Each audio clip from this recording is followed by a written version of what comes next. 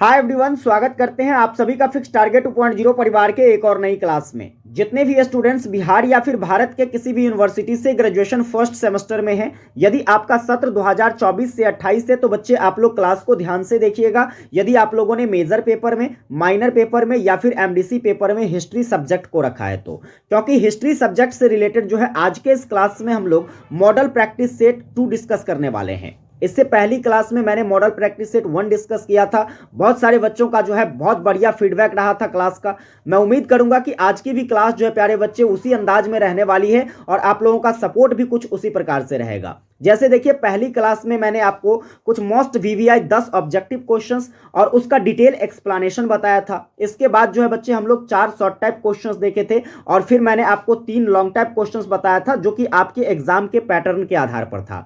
आइए आज के इस क्लास में भी बच्चे हम सेम पैटर्न से डिस्कस करने वाले हैं क्वेश्चंस को। तो चलिए, आप लोग फटाफट से सेशन को शेयर नहीं किए हैं तो एक बार अपने सभी दोस्तों को शेयर कर दीजिए ताकि आपके सारे दोस्त क्लास को ज्वाइन करके यूट्यूब पर सबसे बेहतरीन तैयारी कर सके। सेशन को लाइक नहीं किए हैं, लाइक कर लीजिएगा और चैनल पर नए हैं बच्चे आप भी तो सब्सक्राइब करके नोटिफिकेशन बेल को ऑन कर लीजिएगा इस तरह की बेहतरीन क्लास के लिए। आइए हम लोग बारी बारी से प्रश्नों पर चर्चा करते हैं। जैसे कि देखिए, सबसे जो है पहले आपको डिस्कस करना क्या है बच्चे, ग्रुप नंबर ए में आपसे ऑब्जेक्टिव क्वेश्चंस पूछा जाता है। अब ऑब्जेक्टिव क्वेश्चंस के सीरीज में देखिए, सबसे पहला क्वेश्चंस बच्चे आपको क्या कवर करने हैं। क्वेश्चंस कहता है कि गायत्री मंत्र की चर्चा जो है यह ऋग्वेद के किस मंडल में देखने को मिलती है। पाटलिपुत्रा यूनिवर्सिटी और तिलका मांझी यूनिवर्सिटी में पिछले साल पूछा गया था। अब आइए इसको हम डिटेल्स में जानने की कोशिश करते हैं। सबसे पहले बच्चे हम बात करते हैं ऋग्वेद की। तो ऋग्वेद जो है आपका क्या है, तो यह सबसे प्राचीनतम वेद माना जाता है ना।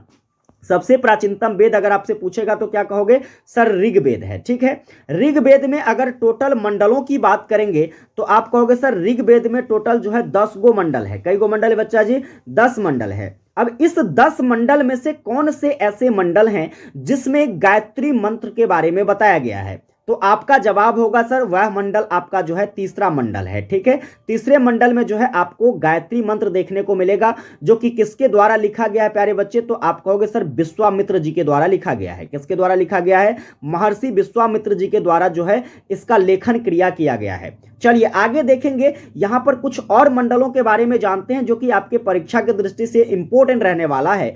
आपका जो है नवम मंडल। ठीक है बच्चे, नवम मंडल में आपसे पूछा जा सकता है कि किसका उल्लेख किया गया है, तो आप कहोगे सर सोम देवता का जो चर्चा देखने को मिलता है वह कहां पर देखने को मिलता है, नवम मंडल में देखने को मिलता है। इसके बाद देखिएगा आपका जो है दसम मंडल। ठीक है बच्चे, दसम मंडल की बात करेंगे तो इसमें पुरुष सूक्त का वर्णन मिलता है। ठीक है, कई बार एग्जाम में पूछा गया है और आपको याद रखना है पुरुष सूक्त का वर्णन जो है प्यारे बच्चे आपको 10वें मंडल में देखने को मिलेगा। साथ में यहां पर यह भी पूछा जा सकता है कि शूद्रों का वर्णन सबसे पहले जो है कहां पर देखने को मिलता है, तो आप कहोगे सर शूद्रों का जो सबसे पहला वर्णन है वह ऋग्वेद के 10वें मंडल में देखने को मिलता है। समझ गए ना। तो इस तरीके से जो है पेपर में आपसे क्वेश्चंस कुछ भी बनाकर पूछे जा सकते हैं। अगर आपको सेशन हमारा हेल्पफुल लगता है बच्चे तो मैं रिक्वेस्ट करूंगा आप लोग सभी को शेयर कर दो ताकि बेहतरीन कंटेंट के साथ सारे बच्चे अपनी तैयारी कर सकेंगे। चलिए अगले प्रश्न पर बढ़ते हैं। देखना, अगला प्रश्न आपका कहता है कि भारतीय संगीत का जनक जो है यह किस वेद को कहते हैं। यह भी क्वेश्चन जो है पाटलिपुत्रा यूनिवर्सिटी में पूछा गया है, तो कहीं ना कहीं आपके लिए इंपॉर्टेंट रह सकता है। अब हम बात करते हैं भारतीय संगीत के जनक की, वह कौन सा वेद है। तो वेद की संख्या कितनी है बच्चे, एक बार कमेंट कर देना आप लोग। टोटल जो है वेदों की संख्या कितनी है, तो आप कहोगे सर वेदों की जो संख्या है यह 4 है। वेदों की टोटल संख्या कितनी है, 4 है। जिसमें आप देखे होंगे मैंने जब डिटेल क्लासेस आपको पढ़ा रहा था तो आपको एक वेद साम वेद के बारे में पढ़ाया था, है ना। स से साम वेद और स से प्यारे बच्चे संगीत। ठीक है, तो साम वेद में जो आपको देखने को मिलता है यह संगीत का संग्रह देखने को मिलता है। इसीलिए आप कहोगे कि भारतीय संगीत का जो जनक माना जाता है वह कौन सा वेद माना जाता है बच्चे, सामवेद माना जाता है। ठीक है, चलिए यहां से और भी प्रश्न बन सकते हैं। जैसे मान लीजिए कि मैं अगर आपसे पूछूं बताइए सामवेद के पाठक को क्या कहा जाता है, यानी कि जो सामवेद को पढ़ने वाला होता है उसको क्या कहा जाता है। आप कहोगे सर उद्गाता कहा जाता है। क्या कहा जाता है, उद्गाता जो है आपके सामवेद के पाठक को कहते हैं हम लोग। ठीक है, इसके बाद देखिए अगर मैं आपसे पूछूं बताइए सामवेद के जो है कई गो अंग है, ठीक है, सामवेद के जो है प्यारे बच्चे कितनी शाखाएं हैं, तो आप कहोगे सर सामवेद की टोटल 3 गो शाखाएं हैं। कौन कौन सी शाखा है, तो सबसे पहला तो आप याद रखोगे प्यारे बच्चे कौथुम, क्या है, सबसे पहला आपका कौथुम शाखा हो जाता है। दूसरा जो है आपका जैमिनीय शाखा है, दूसरा क्या है बच्चे, आप कहोगे सर जैमिनीय शाखा है। और तीसरे शाखे की बात करते हैं तो आप कहोगे सर रामायणीय शाखा है ना। ये तीनों शाखाएं आप सामवेद से संबंधित याद रखोगे। इसके बाद देखिए एक और प्रश्न यहां से बन जाएगा, जैसे मैं आपसे पूछूं बताइए सामवेद में जो है टोटल कितने मंत्रों का उल्लेख देखने को मिलता है, तो सर 1875 जो है मंत्रों यानी कि ऋचाओं का वर्णन देखने को मिलता है। ये सारे फैक्ट्स आपको अच्छे से कवर कर लेने हैं। आगे हम लोग बढ़ेंगे अगले सवाल की ओर। अगला सवाल प्यारे बच्चे बहुत इंपॉर्टेंट है, पूछा जा सकता है क्वेश्चन से कि फाहियान जो है किसके शासन काल में भारत आया था। भाई साहब किसकी बात करी जा रही है, फाहियान की बात करी जा रही है। तो याद रखिएगा फाहियान जो था एक चीनी यात्री था प्यारे बच्चे, है ना, चीन देश के रहने वाले थे या चीन से हमारे भारत की यात्रा करते, ठीक है। अब सवाल यहां से बन रहा है कि वह किसके शासन काल में भारत में, वह कौन सा शासक था जिसके शासन काल में फाहियान भारत आया था। तो आप याद रखोगे सर चंद्रगुप्त द्वितीय के शासन काल में जो है आपके फाहियान साहब क्या किए, तो भारत आए। समय क्या था, तो 402 ईस्वी, ठीक है, 402 ईस्वी में फाहियान हमारे भारत में आता है। क्यों आता है, इसका क्या उद्देश्य था, तो देखो हमारे भारत में जो है बौद्ध धर्म का प्रचार प्रसार चल रहा था, है ना, बौद्ध धर्म जो है काफी चरम तक आगे बढ़ रहा था। तो इसी बौद्ध धर्म के दर्शन और रहस्यों को जानने के लिए क्या किया प्यारे बच्चे, तो आपके फाहियान जो है यह भारत आते हैं और इसका उद्देश्य था भारत से जो है बौद्ध धर्म को चीन में ले जाना। क्या उद्देश्य था प्यारे बच्चे, भारत से बौद्ध धर्म को चीन में ले जाना, यह फाहियान का उद्देश्य था। और इसके बाद जो है इन्होंने बौद्ध धर्म से रिलेटेड जो है अपनी एक पुस्तक भी लिखी थी, काफी फेमस पुस्तक है जिसका नाम है प्यारे बच्चे फो क्यू की, ठीक है, चाइनीज नाम है तो आपको याद रखना है, थोड़ा सा डिफिकल्ट आपके लिए हो सकता है। फो क्यू की पुस्तक किसकी है प्यारे बच्चे, तो आप कहोगे सर फाहियान के द्वारा लिखा गया है। इतनी बातें आप लोग यहां से याद रखोगे। चलिए एक प्रश्न और यहां से पूछा जा सकता है, जैसे कि पूछ ले आपसे फाहियान जो है भारत में आने के बाद यहां पर कितने समय तक रहता है, तो यहां पर प्यारे बच्चे यह 6 वर्षों तक रहता है। कितने वर्ष तक रहता है भारत में, यह 6 वर्षों तक भारत में रहता है। चलिए अगले प्रश्न पर बढ़ते हैं। अगला प्रश्न ये भी इंपॉर्टेंट है, देखिए आपके जो है बिहार यूनिवर्सिटी में, वीर कुंवर सिंह यूनिवर्सिटी में और मिथिला यूनिवर्सिटी में पूछा गया है। क्वेश्चंस कहता है खरोष्ठी लिपि लिखी जाती है, यानी कि खरोष्ठी लिपि को हम लोग कैसे लिखते हैं, तो ऑप्शन क्या क्या है बच्चे, देखो बाएं से दाएं की ओर, दाएं से बाएं की ओर, ऊपर से नीचे की ओर, इनमें से कोई नहीं। आपको अगर आंसर पता है आप लोग कमेंट में जरूर लिखिएगा, क्योंकि इससे क्या होता है तो आपको चीजें याद हो जाती है, ठीक है बच्चे। अब आइए हम लोग डिस्कस करते हैं खरोष्ठी लिपि पर। खरोष्ठी लिपि की अगर हम बात करते हैं बच्चे, तो देखो यह हमारे भारत की दूसरी लिपि मानी जाती है, ठीक है, दूसरी लिपि मानी जाती है। कौन सा, तो खरोष्ठी लिपि। पहला लिपि जो है आपका ब्राह्मी लिपि माना जाता है ना, पहला लिपि कौन माना जाता है बच्चे, ब्राह्मी लिपि, और दूसरा जो है यह आपके खरोष्ठी लिपि को जाना जाता है। और इसका वर्णन जो है प्यारे बच्चे ये आपको कहाँ देखने को मिलती है, तो एक ललित विस्तार नाम की रचना है, ठीक है, ललित विस्तार नामक ग्रंथ में 64 प्रमुख लिपियों के बारे में चर्चा किया गया है। इस 64 लिपियों में से बच्चे सबसे पहला नाम ब्राह्मी लिपि का है और दूसरा नाम जो है वो खरोष्ठी लिपि का है। अब आइए बात करते हैं खरोष्ठी लिपि को लिखा कैसे जाता है। तो जैसे देखिए अभी वर्तमान में जो उर्दू लिखा जाता है, उर्दू कैसे लिखता है लोग, उर्दू लिखता है प्यारे बच्चे, आप देखते होंगे दाएं से बाएं की ओर उर्दू लिखा जाता है। वैसे ही आपका जो खरोष्ठी लिपि है वह दाएं से बाएं लिखा जाता है। लेकिन हम बात करते हैं ब्राह्मी लिपि की बच्चे, तो ब्राह्मी लिपि में याद रखना इसे बाएं से दाएं लिखा जाता है, ठीक है, ब्राह्मी लिपि ब से ब्राह्मी और ब से बाएं से दाएं, ठीक है, इतना याद रखोगे। इसके बाद खरोष्ठी लिपि जो है आपका, यह आपका दाएं से बाएं लिखा जाता है। ये सारे फैक्ट याद रखिएगा। आगे चलिए यहां से कुछ और प्रश्न बनेंगे, जैसे कि अगर हम खरोष्ठी लिपि की बात करते हैं तो खरोष्ठी लिपि में कितने टोटल वर्णों का मिश्रण देखने को मिलता है, तो प्यारे बच्चे खरोष्ठी लिपि में जो है 37 गो वर्ण है। कै गो वर्ण है, आप कहोगे सर खरोष्ठी लिपि में 37 गो वर्ण है। लेकिन याद रखिएगा खरोष्ठी लिपि में जो है स्वर वर्ण का अभाव देखने को मिलता है, साथ में इसमें मात्रा वगैरह सबका अभाव देखने को मिलता है, संयुक्त वर्णों का अभाव देखने को मिलता है। और ब्राह्मी लिपि में आपको ये सब देखने को मिल जाएगा। वैसे मैंने इसका डिटेल एक्सप्लेनेशन जो है आपको एक्सप्लेनेशन वाली क्लास में पढ़ाया था। चलिए बच्चे आगे बढ़ते हैं। अगला सवाल नंबर कहता है कि मोगलायन के अनुसार जो है पाली लिपि में व्यंजनों की संख्या कितनी है। यह भी इंपॉर्टेंट क्वेश्चन है। बात करी जा रही है मोगलायन की। मोगलायन जो थे प्यारे बच्चे, यह एक वैयाकरण थे, यानी कि व्याकरण लिखने वाले थे। तो इनके द्वारा जो है पाली लिपि में कितने व्यंजनों के बारे में बताया गया है। तो सिंपल सा बात याद रखिएगा, इन्होंने स्वर की जो संख्या बताई थी बच्चे, इन्होंने स्वर की कुल संख्या जो है 10 गो बताया था, और व्यंजन की जो कुल संख्या है प्यारे बच्चे वह कितना बताया था, तो 33 गो बताया था। आपका ऑप्शन क्या हो जाएगा, बी नंबर हो जाएगा। लेकिन इसके साथ साथ कुछ और बातों को याद रखिएगा। जैसे देखिए, तो आपके पाली लिपि का जो सबसे पहला व्याकरण था, यानी कि व्याकरण लिखने वाला सबसे प्रथम व्याकरण जो है प्यारे, व्याकरण जो है वह कौन है प्यारे बच्चे, तो आप कहोगे सर वह आपके कच्चायन जी है। कौन है, कच्चायन है। और कच्चायन के अनुसार अगर हम बात करते हैं तो इन्होंने बताया कि पाली लिपि में जो स्वर वर्णों की संख्या है वो केवल 8 गो है। कितना है, 8 गो। और व्यंजन वर्ण के बारे में इन्होंने भी बताया था कि 33 गो व्यंजन वर्ण है। समझ गए, तो इस बात को याद रखिएगा। इसके साथ साथ और बातें याद रखिएगा, जैसे कि हम बात करते हैं पाली लिपि की, तो यह हमारे भारत की क्या है, तो यह हमारे भारत की प्रथम देश भाषा मानी जाती है ना। भारत की प्रथम देश भाषा कौन सी मानी जाती है बच्चे, तो आप कहोगे सर पाली लिपि मानी जाती है। मैं उम्मीद करूंगा कि आपको ये सब बात अच्छे से समझ में आ गया होगा। चलिए अगले प्रश्न पर बढ़ते हैं। अगला सवाल, अगला कहता है कि पंजाबी भाषा की लिपि कौन सी है। देखो ये भी बिहार यूनिवर्सिटी में पूछा गया है। अब पंजाबी भाषा की लिपियों की बात करते हैं। सबसे पहला ऑप्शन क्या, देवनागरी लिपि। तो देखो चार्ट बना लो आप लोग। देवनागरी लिपि में जो है प्यारे बच्चे हिंदी भाषा को लिखा गया है। इसके साथ साथ हम बात करें तो संस्कृत भाषा को लिखा गया है, और फिर बात करें तो जैसे कि देखिए मराठी भाषा को लिखा गया है। तो यहाँ पर तो आपका जो है पंजाबी नहीं आया। इसके बाद फारसी की बात करते हैं बच्चे, तो आपका जो है उर्दू लिखा गया इसमें और फारसी लिखा गया इसमें, ठीक है। फिर बात करें रोमन की, तो रोमन में बात करेंगे, देखिए अंग्रेजी लिखा गया है ना। रोमन लिपि में क्या लिखा गया है, अंग्रेजी लिखा गया है। आपका जर्मन लिखा गया है। इसके बाद जो है फ्रेंच लिखा गया है, या फिर बात करें तो इसमें स्पेनिश लिखा गया है ना। तो ये सारी जो है भाषाएं आपके रोमन लिपि में लिखी गई है। एक बच जाता है बच्चा जी आपका गुरुमुखी लिपि। तो गुरुमुखी लिपि में जो है पंजाबी भाषा को लिखा गया है, इसलिए इसका ऑप्शन क्या हो जाएगा, बी नंबर हो जाएगा।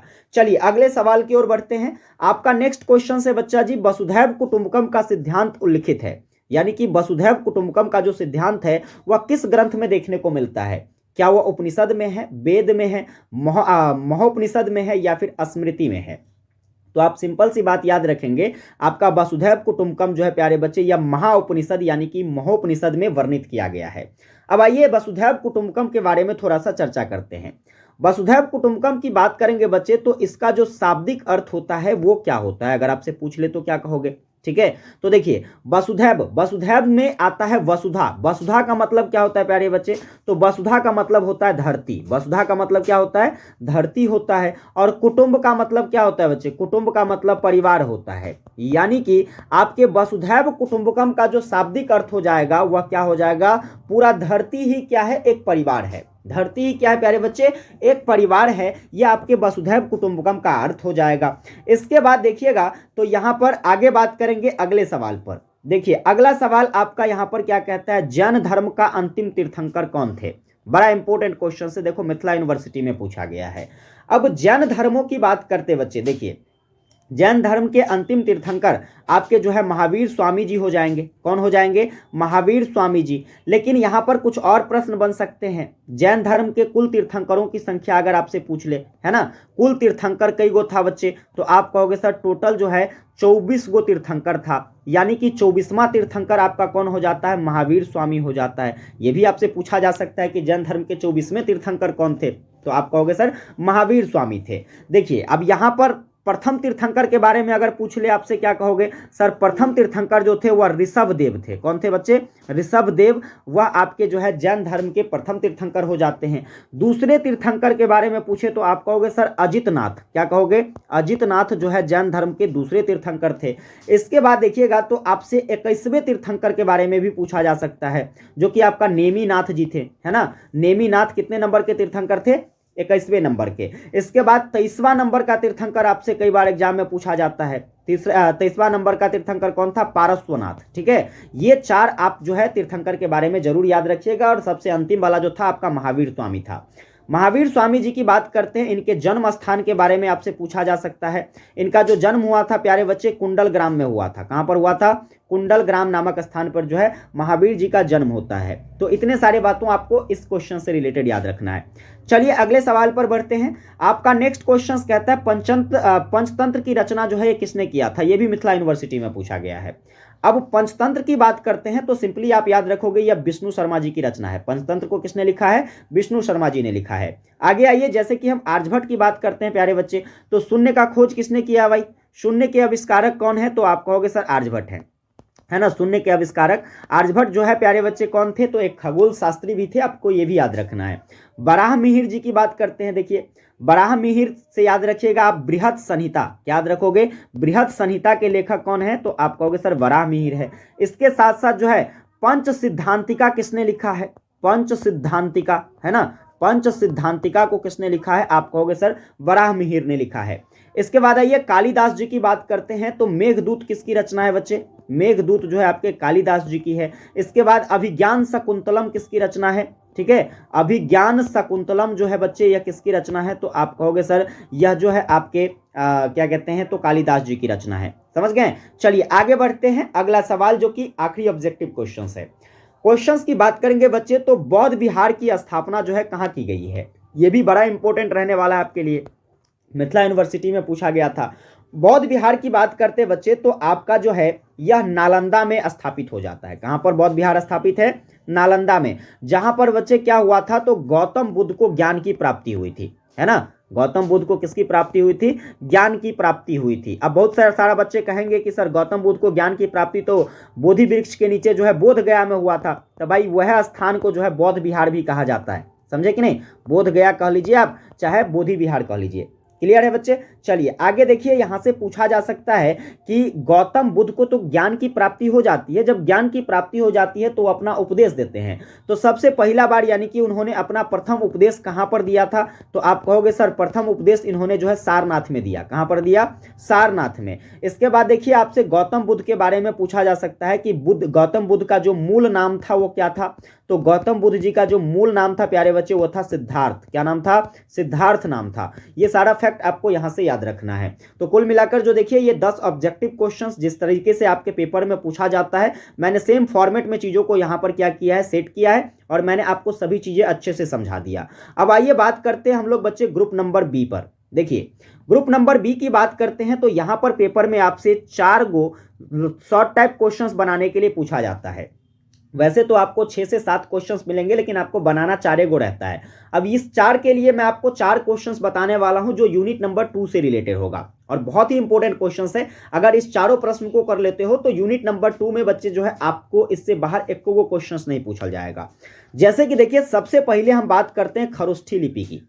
कहता है क्वेश्चंस की खरोष्ठी लिपि पर क्या करे, टिप्पणी करे। बड़ा ही इंपॉर्टेंट क्वेश्चन है। तो आइए हम लोग खरोष्ठी लिपि के बारे में समझते हैं। वैसे तो छोटी मोटी बातें आपको खरोष्ठी लिपि के बारे में मैंने अभी पहले ही बताया है कि खरोष्ठी लिपि जो है यह आपको भारत में ब्राह्मी लिपि के बाद देखा जाता है कि नहीं। ब्राह्मी लिपि के बाद जो दूसरा भारत का सबसे प्रमुख लिपि माना जाता है वो आपका खरोष्ठी लिपि माना जाता है, और इस सब का वर्णन जो है आपको ललित विस्तार नाम के एगो ग्रंथ में देखने को मिलती है। ठीक है बच्चे, इस लिपि को आप याद रखिएगा कि जो इसका नामकरण किया गया था खरोष्ठी लिपि का, तो खरोष्ठी लिपि के नामकरण में काफी सारे विद्वान हुए, काफी सारे इतिहासकार हुए, उन्होंने अपनी अलग अलग राय रखी थी। यानी कि इसके नामकरण को लेकर जो है काफी ज्यादा मतभेद देखने को मिला था। कैसे वो मतभेद देखने को मिला था, तो जैसे कि देखिए बहुत सारे ऐसे विद्वान थे जिनका मानना था कि खरोष्ठी नाम का एगो जो है आचार्य था, यानी कि ऋषि मुनि था, समझे कि नहीं।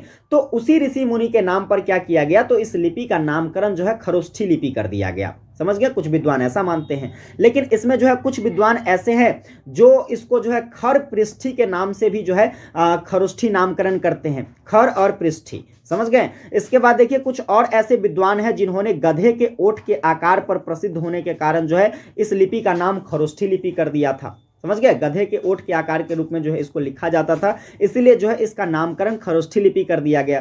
तो ये अलग अलग प्रकार की मान्यताएं खरोष्ठी लिपि को लेकर इतिहास में कई सारे इतिहासकार के हैं, कई सारे विद्वान के हैं। समझ गए। इसके बाद जो है प्यारे बच्चे देखिए, तो काफ़ी सारी मान्यताओं के आधार पर जो है फिर बाद में चलकर इसकी कई सारे और भी नामकरण किए जाते हैं। जैसे कि इसे जो है उत्तरी अशोक लिपि के नाम से जाना जाता है, तो इसे गंधार लिपि के नाम से जाना जाता है, और फिर कहे तो इसे जो है काबुलियन लिपि के नाम से जाना जाता है। तो ये सब भी आपको याद रखना है। ऑब्जेक्टिव यत्तों से बन सकता है, जैसे मान लीजिए कहेगा कि खरोष्ठी लिपि का दूसरा नाम क्या है, तो ऑप्शन में मान लीजिए गंधार लिपि दे दे, आप आराम से कर लोगे, है कि नहीं। तो ये सब याद रखिएगा। इसके बाद देखिए जो आपका खरोष्ठी लिपि है बच्चा जी, उसको जो हम लोग कैसे लिखते हैं, तो दाएं से बाएं की ओर लिखते हैं। और यह जो सबसे ज़्यादा विकसित हुआ था, यह वर्तमान में अभी जो पाकिस्तान वाला क्षेत्र है, ठीक है, वर्तमान में जो उत्तरी पाकिस्तान वाला क्षेत्र है, उस पाकिस्तान वाले क्षेत्र में जो है क्या होता है, तो आपके खरोष्ठी लिपि का विकास होता है। हालांकि जब लिपि का विकास हुआ था उस समय पाकिस्तान तो हमारा भारत का हिस्सा था, इसीलिए ऐसा माना जाता है कि खरोष्ठी लिपि जो है यह भारत की दूसरी लिपि है। बाद में चलकर पाकिस्तान का एरिया जो है यह हमारे भारत से अलग हो गया, तो अभी हम इसे वर्तमान में जो है उत्तरी पाकिस्तान का क्षेत्र मानते हैं, जहां पर खरोष्ठी लिपि का विकास हुआ था। समझे कि नहीं। चलिए आगे देखेंगे, तो आपके खरोष्ठी लिपि में देखने को मिलती है कि सम्राट जो अशोक थे, मौर्य वंश के शासक, ठीक है, वह सम्राट अशोक ने क्या किया था, तो शहबाजगढ़ी और इसके बाद जो है मनसेहरा के अभिलेख को जो है खरोष्ठी लिपि में लिखवाया था। तो ये भी बात याद रखिएगा, शहबाजगढ़ी और मनसेहरा के अभिलेख को जो है किस लिपि में लिखा गया था बच्चे, खरोष्ठी लिपि में। और इस जो है अभिलेख का संबंध किससे है, तो सम्राट अशोक से है। इस लिपि में आपको 37 गो वर्ण देखने को मिलता है। इसके बाद इसमें स्वर का आपको अभाव देखने को मिलेगा, मात्रात्मक शैली का अभाव देखने को मिलता है, और साथ में यहाँ पर संयुक्त वर्ण जो है बहुत कम देखने को मिलते हैं। यहाँ पर नहीं देख रहे हो आप, फिगर में देखिए, आपको यहाँ पर संयुक्त वर्ण बहुत कम देखने को मिलेगा, और मात्रा की भी कमी देखने को मिल रही है। जैसे मान लीजिए हम लोग क लिखते हैं, मान लीजिए की लिखना है तो कहर्षी कार की लिखते हैं, तो इसमें की का मात्रा लगाते हैं कि नहीं। तो इस तरह की जो मात्राएं हैं प्यारे बच्चे, इस लिपि में आपको देखने को कहीं नहीं मिलती है। तो इसलिए हम कह सकते हैं कि इसमें जो है मात्रा का अभाव देखने को मिलता है। साथ में संयुक्ताक्षर वर्ण, जैसे मान लीजिए हम लोग स्र लिखते हैं, तो स्र लिखते हैं तो यहाँ पर क्या है, यहाँ पर तलब्बी स और इसके बाद जो आपका छोटी र है, ये दोनों आपस में संयुक्त हो रहा है, यही हो रहा है ना। लेकिन देखिए आपको इस तरह की लिपि में कुछ भी ऐसा देखने को मिल रहा है, नहीं देखने को मिल रहा है। तो आप सिंपल से कह सकते हो कि आपकी खरोष्ठी लिपि में जो है स्वर वर्ण का भी अभाव देखने को मिलता है, जैसे अ सब हो जाता है, तो स्वर वर्ण का अभाव मिलता है, मात्रा का अभाव मिलता है, और संयुक्त वर्णों का अभाव मिलता है। यह लिपि जो है प्यारे बच्चे, यह गोल और बहावदार आकृति में लिखा गया है। कौन सी लिपि में देखते हो कि हर जगह जो है इसे गोलाकार गोलाकार घुमाया गया है, ठीक है, और बहावदार यानी कि एक धारा की तरह बह रही है। जैसे देखिए ऐसे ही आया है तो ये एकदम से ऐसे आ गया, बहावदार आकृति में लिखा गया है। और इसका मुख्य रूप से जो उपयोग है प्यारे बच्चे, यह व्यापार और प्रशासन में रहा है। समझ गए। तो इस तरीके से आप लोग जो है खरोष्ठी लिपि के बारे में लिख सकते हो। इसके बाद आगे देखेंगे नेक्स्ट क्वेश्चन हम लोग। तो नेक्स्ट जो शॉर्ट टाइप क्वेश्चंस रहने वाला है हमारा, वो है आपके प्राचीन भारत की आर्य भाषा के बारे में।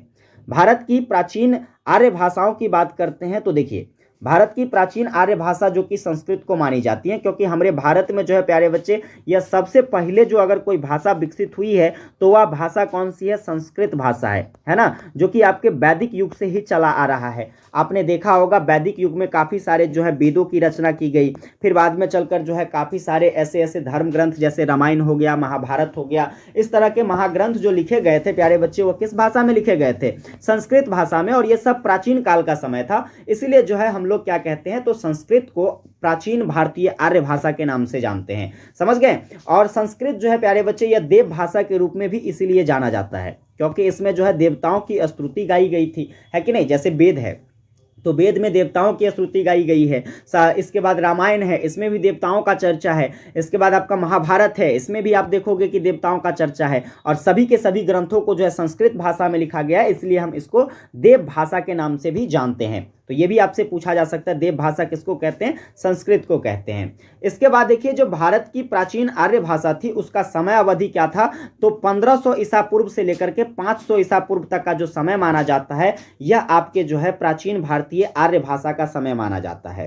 पाणिनि ने संस्कृत व्याकरण अष्टाध्यायी में जो है इस काल को 2 भागों में बांट दिया है। मतलब जो आपका प्राचीन भारतीय आर्य भाषा है, इसको पाणिनि के द्वारा, जो कि एक व्याकरण के महान विद्वान थे, जिन्होंने अपनी एक व्याकरण रचना अष्टाध्यायी में क्या किया है, तो प्राचीन भारतीय आर्य भाषा को 2 भागों में बांटा है। जिसमें सबसे पहला भाग है वह है आपका वैदिक आर्य भाषा, और दूसरा जो है आपका वह है लौकिक आर्य भाषा। वैदिक आर्य भाषाओं की अगर हम बात करते हैं तो देखो इसका समय इन्होंने बताया कि 1500 ईसा पूर्व से लेकर के 800 ईसा पूर्व तक का समय क्या है, तो यह आपके जो है प्राचीन आर्य भाषाओं में वैदिक आर्य भाषा है। क्योंकि इस काल में क्या होता है, तो वेदों का निर्माण होता है प्यारे बच्चे। किसका निर्माण होता है? वेदों के निर्माण होने के कारण क्या है, तो इस काल को जो है वैदिक आर्य भाषा के नाम से जाना गया था। जिसमें आप देखोगे सबसे पहले बार जो है आपके इस भाषा का प्रयोग देखने को मिलता है कहां पर, तो ऋग्वेद में। कौन से वेद में? ऋग्वेद में ऐसा सबसे पहले देखने को मिलता है। और वैसे भी क्यों ना हो, देखिए आपका जो ऋग्वेद है प्यारे बच्चे, ये क्या है, यह सबसे प्राचीनतम वेद माना जाता है। अब सबसे प्राचीनतम वेद आपका ऋग्वेद है, तो कोई भी भाषा का प्रयोग होगा तो पहले यहीं पर देखने को मिलेगा, है कि नहीं? तो आपकी जो प्राचीन वैदिक आर्य भाषा है प्यारे बच्चे, यह सबसे पहले कहां देखने को मिलती है? आप कहोगे सर ऋग्वेद में देखने को मिलती है। इसके साथ साथ जो है इसको उपनिषद और ब्राह्मण ग्रंथों में भी देखने को पाया गया है कि नहीं? आपकी जो वैदिक आर्य भाषा है जिसमें आप देखोगे कि उपनिषद को भी लिखा गया है, ब्राह्मण ग्रंथ बहुत सारे हुए, है कि नहीं? तो उन सभी ब्राह्मण ग्रंथों को भी जो है आपके संस्कृत भाषा में लिखा गया है, जो कि वैदिक आर्यों की भाषाएं मानी जाती है। हालांकि इन सभी की जो भाषागत रूप रही है, इसमें आपको काफी सारे अंतर देखने को मिला है। जैसे देखिए आपके वेद लिखे गए, इसके बाद उपनिषद लिखे गए, ब्राह्मण ग्रंथ लिखे गए, तो इसमें आपको भाषागत रूप से थोड़ी बहुत परिवर्तन देखने को मिलती है। क्योंकि हर चीजें जो है एक समय में नहीं लिखा गया था, कुछ न कुछ परिवर्तन काल जरूर रहा था। मान लीजिए 1500 ईसा पूर्व में जो वैदिक समय स्टार्ट होती है, उस समय जो है वेदों की रचना शुरू हुई। बाद में चलकर वेदांग लिखे गए, उपनिषद लिखे गए, ब्राह्मण ग्रंथ लिखे गए, है कि नहीं? तो धीरे धीरे जब समय बीतता गया तो उस आधार पर जो है नई नई रचनाएं देखने को मिली थी। अब जो ये नई रचनाएं हैं प्यारे बच्चे, यह क्या होता है, जब देखिए समय बदलता है तो थोड़ी सी परिस्थितियां बदलती है, परिस्थितियां बदलता है तो सब कुछ बदलती हुई नजर आती है। तो वैसे जो है आपके भाषा में भी थोड़ी बहुत परिवर्तन देखने को मिली थी। इसलिए हम कह सकते हैं कि ये जो जितनी भी रचनाएं हैं, इसमें भाषागत रूप से थोड़ा बहुत अंतर देखने को मिलता है। तो ये थी आपकी वैदिक आर्य भाषाओं के बारे में। आगे देखेंगे जो दूसरा था वह आपका था लौकिक आर्य भाषा। लौकिक आर्य भाषा प्यारे बच्चे 800 ईसा पूर्व से लेकर के 500 ईसा पूर्व तक का समय माना जाता है, जिसमें आपको काफी सारे जो है दार्शनिक ग्रंथ देखने को मिलते हैं। दार्शनिक ग्रंथ जैसे कि कई सारे ऐसे रचनाकार हुए, जैसे कि आपके कालिदास जी हैं, वेद व्यास जी हैं, वाल्मीकि जी हैं, अश्वघोष जी हैं, है कि नहीं? तो इन सभी के द्वारा जो है लोक मत से संबंधित रचनाएं की गई, जिसको लौकिक साहित्य के नाम से हम लोग जानते हैं। और उसी लौकिक साहित्य को जिस भाषा में लिखा गया था, जिसे हम लोग लौकिक आर्य भाषा के नाम से जानते हैं। समझे कि नहीं? वेदों का अध्ययन यह बताता है कि देखिए समय के अनुसार जो है संस्कृत में काफी सारा परिवर्तन देखने को मिला, और इस परिवर्तन को व्यवस्थित करने के लिए क्या किया, तो पाणिनि जैसे वैयाकरण, कात्यायन जैसे वैयाकरण ने व्याकरण को क्या किया, तो निर्मित किया और उसको व्याकरण में बांधने की कोशिश की। क्योंकि परिवर्तन तो सृष्टि का नियम है प्यारे बच्चे, है कि नहीं? परिवर्तन क्या है? सृष्टि का नियम है। और जैसे जैसे जो है समय बदलता गया, परिस्थितियां बदलती गई, तो क्या होता है, संस्कृत भाषा में भी काफी सारे परिवर्तन देखने को मिले। अब एक साहित्य, कोई भी साहित्य हो, कोई भी आपका जो ग्रंथ है, उस ग्रंथों की बात करेंगे तो वह अगर लगातार बहती हुई नजर आती है, उसमें अगर बहावदार प्रवृत्ति लगातार देखने को मिलती है, तो फिर जो है उसे समेटना काफी ज्यादा कठिन होता है। तो इसके लिए जो है पाणिनि जैसे विद्वान ने, कात्यायन जैसे विद्वानों ने व्याकरण की रचना शुरू कर दिया। ठीक है, व्याकरण की रचना जो है प्यारे बच्चे इन्होंने जब शुरू किया, तो व्याकरण में जो है इन्होंने बहुत सारे नियम बनाए। उस नियम के जरिए जो है इस संस्कृत भाषा को बांधने का प्रयास किया, और इसमें उसने सफलता भी प्राप्त की।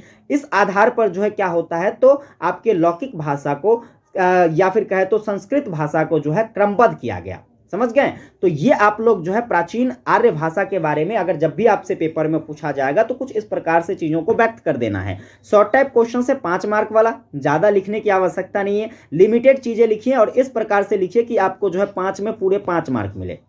चलिए आगे देखेंगे। अगला सवाल आपका यहां से क्या बन जाता है, तो अगला सवाल ये भी बड़ा इंपॉर्टेंट रहने वाला है। अपभ्रंश भाषा पर क्या करें बच्चे, टिप्पणी लिखे।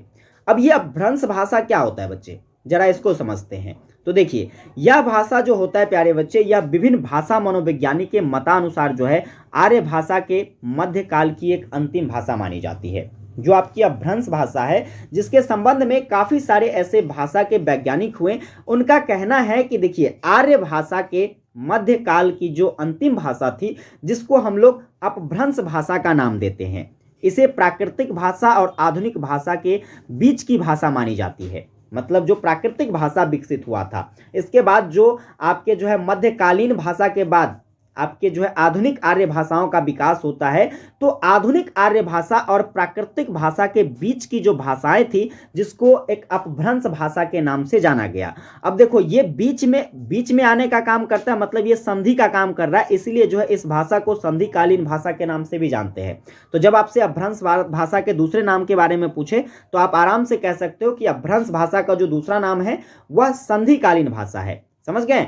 अपभ्रंश भाषा का सबसे पहला प्रयोग जो है प्यारे बच्चे, यह पतंजलि ने अपनी एक फेमस रचना महाभाष्य में किया था। ठीक है, महाभाष्य किसकी रचना है बच्चे? पतंजलि की रचना है। और इसी रचना में जो है पतंजलि जी के द्वारा सबसे पहली बार जो है अपभ्रंश शब्द का प्रयोग किया गया था।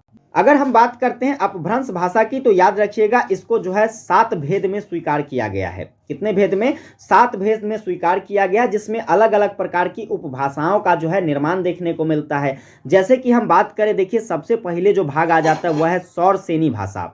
अब सौरसेनी भाषा में जो है कई सारे जो है भाषा निर्मित होते हैं, जैसे कि पश्चिम भारत में बोली जाने वाली भाषा पश्चिमी हिंदी, इसके बाद राजस्थानी जो कि राजस्थान में बोला जाता है, गुजराती भाषा यानी कि जो गुजरात में बोला जाता है, यह सब सौरसेनी भाषा के अंतर्गत विकसित हुआ था। इसके बाद जो है पैचासी भाषा, पैचासी भाषा में आप देखोगे लहंदा भाषा और पंजाबी भाषा का विकास हुआ था।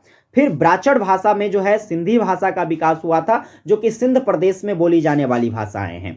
इसके बाद का भाग जो था वह था खस भाग, और खस भाग में आप देखिएगा पहाड़ी भाषा बोली जाती है, पहाड़ी भाषा का विकास हुआ था, जो कि आपके जैसे हिमाचल प्रदेश के क्षेत्र हो गए, नेपाल वगैरह के क्षेत्र हो गए, इस क्षेत्रों में जो भाषाएं बोली जाती है वह भाषा का विकास जो है प्यारे बच्चे आपके खस भाषा के अंतर्गत देखने को मिलती है। इसके बाद मराठी भाषा का विकास जो है आपको महाराष्ट्री भाषा के अंतर्गत देखने को मिलता है। फिर देखिएगा तो मगधी भाषा में आप देखोगे कि बिहारी, बंगाली, असमिया, उड़िया, इस तरह की जो है कई सारी उपभाषाओं का जो है विकास होता है। फिर इसके बाद अर्धमगही भाषा में आप देखोगे कि पूर्वी क्षेत्रों में जो भारत में हिंदी बोली जाती है उसका विकास अर्धमगही भाषा से होता है। तो ये 7 भाग जो थे आपके अपभ्रंश भाषा के थे, जिसकी मान्यता जो है आपको पतंजलि के महाभाष्य पुस्तक में देखने को मिलती है। समझ गए ना? चलिए, तो इस तरीके से पेपर में जब भी आपको अपभ्रंश भाषा के बारे में पूछा जाएगा, आप बड़े ही सुंदर तरीके से इसका आंसर राइटिंग कर सकते हो, जैसे मैंने किया है। बस आपको वैसे ही लिखना है, इसमें कोई चेंज नहीं करनी है। जैसे मैं यहाँ पर हेडलाइन बना रहा हूँ, नोटेबल पॉइंट्स बना रहा हूँ, कुछ एग्जाम्पल्स जैसे कि कुछ भाग हैं तो इसको किस तरीके से मैंने डिनोट किया है, बस आपको पेपर में ऐसे ही चीज़ों को लिखना है। चलिए आगे बढ़ते हैं। अगला सवाल देखिएगा आपका क्या रहने वाला है। तो लास्ट शॉर्ट टाइप क्वेश्चन से आपका क्वेश्चन कहता है कि भारत के मूर्ति कला के विभिन्न शैलियों के बारे में बताइए। स्टार लगा लो क्वेश्चंस। बिहार के किसी न किसी यूनिवर्सिटी में बच्चे या इस बार देखने को मिलेगा ही। भारत के मूर्ति कला का विभिन्न शैली क्या क्या है? तो भारत के मूर्ति कला के विभिन्न शैलियों की अगर बात करते हैं तो आपको 2 शैली देखने को मिलेगा। पहला तो आपका शास्त्रीय शैली और दूसरा मध्यकालीन शैली। अब ये शास्त्रीय शैली क्या है? जैसे कि शास्त्रीय शैली की बात करते हैं तो यह आपको उत्तर मौर्य काल में भारत के 3 प्रकार की जो है मूर्तियां पाई जाती थी। उत्तर मौर्य काल में, ठीक है, जब मौर्य काल था तो उस समय जो है प्यारे बच्चे क्या होता है, तो भारत में 3 प्रकार की मूर्तियां पाई जाती थी। वह 3 प्रकार की मूर्तियां जो कि 3 शैलियों में विकसित था। वह 3 शैली कौन कौन सा था? तो सबसे पहला शैली था गंधार शैली। गंधार शैली जो है ये आपको उत्तर पश्चिम भारत में काफी ज्यादा प्रभावशाली रहा था। गंधार शैली जो है कहाँ पर प्रभावशाली रहा? उत्तर पश्चिम भारत के क्षेत्रों में। और इस क्षेत्र में जो है, इस शैली में जो है आप देखोगे कि बाह्य यूनानी, रोमन और इसके बाद जो है मध्य एशियाई जो है शैलियों का काफ़ी ज़्यादा प्रभाव देखने को मिला था। यानी कि आपके गंधार शैली में जो भी मूर्तियाँ निर्मित होती थी उस शैली में जो है क्या होता था, तो यूनान की शैलियाँ, रोमन की शैलियाँ और मध्य एशिया की शैलियाँ जो है यह ज़्यादातर विकसित देखने को मिलती थी। इसके बाद जो है बच्चे जो है आपका दूसरा यहाँ पर आ जाता है वह है मथुरा शैली। मथुरा शैली जो है इसके अंतर्गत आप देखोगे कि यह काफ़ी ज़्यादा जो है मौलिक भारतीय शैली माना जाता है, क्योंकि ये जो है यह गंगा घाटी के समस्त प्रदेश में जो है आपको काफ़ी ज़्यादा प्रभावशाली देखने को मिला। गंगा के घाटों पर, ठीक है, जहाँ जहाँ से गंगा नदी बहती है उन सभी गंगा नदी के घाटी वाले क्षेत्रों में जो है आपको मथुरा शैली काफ़ी ज़्यादा प्रभावशाली देखने को मिला।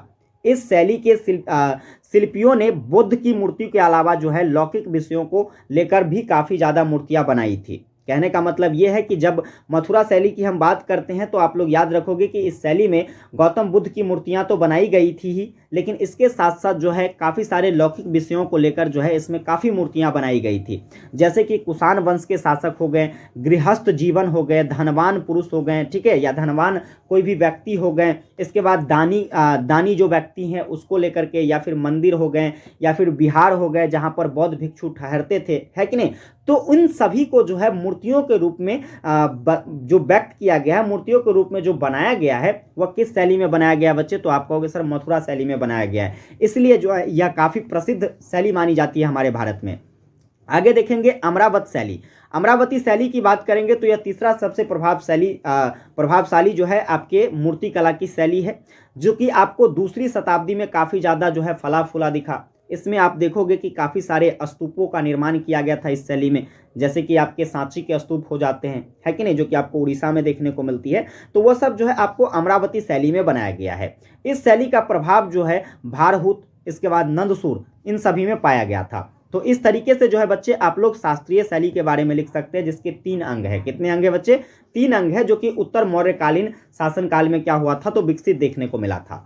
आगे देखेंगे जो आपका अगला मूर्ति कला शैली है वह है मध्यकालीन मूर्ति कला। मध्यकालीन मूर्ति कलाओं की बात करते हैं तो यह आपका जो है 600 ईस्वी के बाद प्रादेशिक तत्वों का प्रभाव जो है आपके मूर्ति कला पर काफ़ी ज़्यादा बढ़ता हुआ दिखाई दिया था।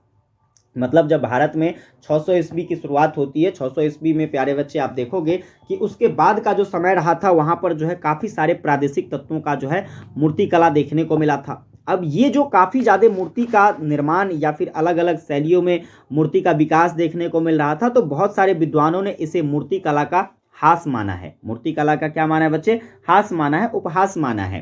परंतु ऐसा कुछ भी नहीं है। प्रादेशिक शैली की मूर्तियाँ जो है यह स्थानीय जनजीवन में रुचि पैदा करती है, सौंदर्य को दिखाती है, अनुभूति और इसके बाद जो है भक्ति भाव को प्रकट करती है। क्योंकि ज़्यादातर देखते हो मूर्ति कला के निर्माण से क्या होता है, हम लोग भी जो कोई भी एक छोटा छोटा सा पूजा करते हैं तो वहाँ पर हम लोग क्या करते हैं, डिफरेंट डिज़ाइन की मूर्ति बनाते हैं, है कि नहीं। तो उस मूर्ति को बनाने की कुछ न कुछ शैली होती है, और जैसे यहाँ पर आप अलग अलग प्रकार की शैली को देखते हैं, आप इस शैली का प्रयोग करके भी क्या कर सकते हो, तो मूर्तियों का डिज़ाइन करवा सकते हो। हालांकि अब मॉडर्न युग में हम लोग हैं तो ये पुरानी शैलियाँ हमें जो है थोड़ी सी अच्छी नहीं लगती है। हम लोग नए नए तरीके से क्या करते हैं, तो मूर्तियों का डिज़ाइन करवाते हैं। इससे क्या होता है, तो देखिए सबसे पहला चीज़ तो भाई जनजीवन में जो है लोगों को क्या होती है, इसके प्रति रुचि देखने को मिलती है। इसके बाद उसके सौंदर्य के बारे में हमें पता चल पाता है, इसकी सुंदरता के बारे में, है कि नहीं। फिर हम उसको अनुभूति, यानी कि कहने का मतलब हम उसको अनुभव कर पाते हैं। क्या कर पाते हैं बच्चे? उसको अनुभव कर पाते हैं, और इससे हमें भक्ति भाव जो है क्या होती है, प्रकट होती है। समझ गए। वास्तव में इसके सामान्य लक्षण जो है, इस लक्षण को बता पाना जो है काफ़ी कठिन है, क्योंकि इसमें जो है अत्यंत भिन्नताएं पाई जाती है। परंतु यह कहा जा सकता है कि मूर्तियां जो है यह भारत की कलात्मक परंपराओं के साथ जो है प्यारे बच्चे क्या रहा है, तो सारभूत नियमों को काफ़ी ज़्यादा प्रभावित करती हुई नजर आई है। तो इस प्रकार से जो है आप लोग भारत में मूर्ति कला के विभिन्न शैलियों के बारे में व्यक्त कर दोगे। एक बार आप लोग बच्चे कॉमेंट करके बताइएगा, क्या आपको ये सारा चीज़ समझ में आया बिल्कुल अच्छे तरीके से। जैसे मैंने आपको बताया, यहाँ पर सबसे पहले क्या बताया आपको, खरोष्ठी लिपि के बारे में सिंपल अंदाज में मैंने आपको पढ़ाया, है कि नहीं। इसके बाद मैंने आपको प्राचीन भाषा, भारत के जो है आर्य भाषा के बारे में पढ़ाया। आर्य भाषा जो है यह आपके 2 भाग में बट गए, वैदिक आर्य भाषा और लौकिक आर्य भाषा। इसके बाद आप लोगों ने देखा अपभ्रंश भाषा के बारे में, अपभ्रंश भाषा क्या है। इसके बाद जो है भारत की मूर्ति कला के जो विभिन्न शैली हैं उस शैली के बारे में आप लोगों ने पढ़ा। आगे आइए बच्चे, हम लोग लॉन्ग टाइप क्वेश्चंस पर चर्चा करते हैं। देखिए लॉन्ग टाइप क्वेश्चंस की बात करेंगे तो बच्चे यह आपसे पेपर में वैसे तो 5 गो क्वेश्चन पूछेगा, लेकिन याद रखना इसमें केवल 3 गो क्वेश्चन आपको बनाना है, 10-10 नंबर का रहता है। अब इसमें सबसे पहले बच्चे आप याद रखोगे, देखिए भारतीय आर्य भाषा के इतिहास पर प्रकाश डालिए। इस बार के लिए मोस्ट VVI रहने वाला ये क्वेश्चन, ठीक है। इसी क्वेश्चंस को एक और तरीके से पूछेगा, जैसे वैदिक, लौकिक और संस्कृत का परिचय और विशेषता लिखिए। यानी कि वैदिक भाषा जो है आपकी, लौकिक भाषा जो है आपकी और संस्कृत भाषा जो है आपकी, इसका परिचय देना है आपको और इसकी विशेषताओं के बारे में लिखना है। ये दोनों क्वेश्चन एक ही प्रकार का है, ठीक है, सेम है, बस यहाँ पर पूछने के तरीके अलग हैं। इसका आंसर कैसे लिखोगे बच्चा जी, तो देखिए ये वाला वीडियो जो आपको दिख रहा है यहाँ पर, इस वीडियो में इसका डिटेल एक्सप्लेनेशन आपको देखने को मिल जाएगा। लिंक आपको डिस्क्रिप्शन में दे दिया है हमने, वहां से जाकर इसको जरूर देख लेना ताकि आप इसका आंसर कर पाओगे। चलिए अगले सवाल की ओर बढ़ते हैं। अगला सवाल देखिएगा, देवनागरी लिपि के उद्भव और विकास पर क्या करे बच्चा जी, प्रकाश डालिए। ठीक है, ये भी इस बार के लिए मोस्ट बीबीआई रहने वाला है। देवनागरी लिपि का जो है उद्भव कैसे होता है, जन्म कैसे होता है और फिर यह विकसित कैसे होता है, आपको इसके बारे में बताना है। यहाँ पर आपको जो वीडियो दिख रही है बच्चे, इस वीडियो में आपको इसका आंसर भी मिल जाएगा, वहां से आप इसको जरूर देख लेना। इसके बाद देखिए, भारतीय संस्कृति की विशेषता का वर्णन करें प्यारे बच्चे। भारतीय संस्कृति की क्या विशेषता रही है, या फिर आपसे पूछा जा सकता है कि भारत की जो संस्कृति है या सबसे सर्वश्रेष्ठ संस्कृति मानी जाती है, ऐसा क्यों माना जाता है, इसके रीजंस को बताना है। तो ये दोनों क्वेश्चंस एक ही है, बस पूछा गया है अलग अलग तरीके से। यहाँ पर जो आपको वीडियोस दिख रही है, आप लोग यहाँ से इसका आंसर कर सकते हो, समझ गए ना। तो इस तरीके से जो है आपको जितना भी क्वेश्चंस आज के इस सेशन में करना था, आज के इस मॉडल प्रैक्टिस सेट में करना था, मैंने कंप्लीट आपको करवा दिया है। अब बच्चे एक बार कमेंट करके बताना क्या आपको ये सारी चीजें समझ में आया, जितना ऑब्जेक्टिव क्वेश्चंस मैंने कराया, जितना शॉर्ट टाइप क्वेश्चंस कराया, फिर जितना मैंने आपको लॉन्ग टाइप क्वेश्चंस बताया, क्या आपको ये सारी चीजें अच्छे तरीके से क्लियर हो गई है। एक बार आप लोग बच्चे कॉमेंट करके बता दीजिएगा। अगर ये सारी चीजें आपको अच्छी लगती है, पूरा हेल्पफुल लगता है, आपको विश्वास है कि भाई पेपर में इसके बाहर क्वेश्चन से को नहीं आएगा, तो आपसे रिक्वेस्ट रहेगा भाई आप लोग ज़्यादा से ज़्यादा सपोर्ट करो, ज़्यादा से ज़्यादा अपने सभी दोस्तों के बीच शेयर कीजिए। और बस ध्यान रखिए कि भारत के सभी यूनिवर्सिटी के बच्चों तक ये क्लास पहुंचनी चाहिए। सेशन को लाइक नहीं किया, लाइक कर लेना और अपने सभी फ्रेंड्स को शेयर करते हुए प्यारे बच्चे, आप भी चैनल पर नए हैं तो सब्सक्राइब करके नोटिफिकेशन बेल को ऑन कर लीजिएगा। विशेष मुलाकात करते हैं आप लोगों के साथ नेक्स्ट क्लास में। जय हिंद।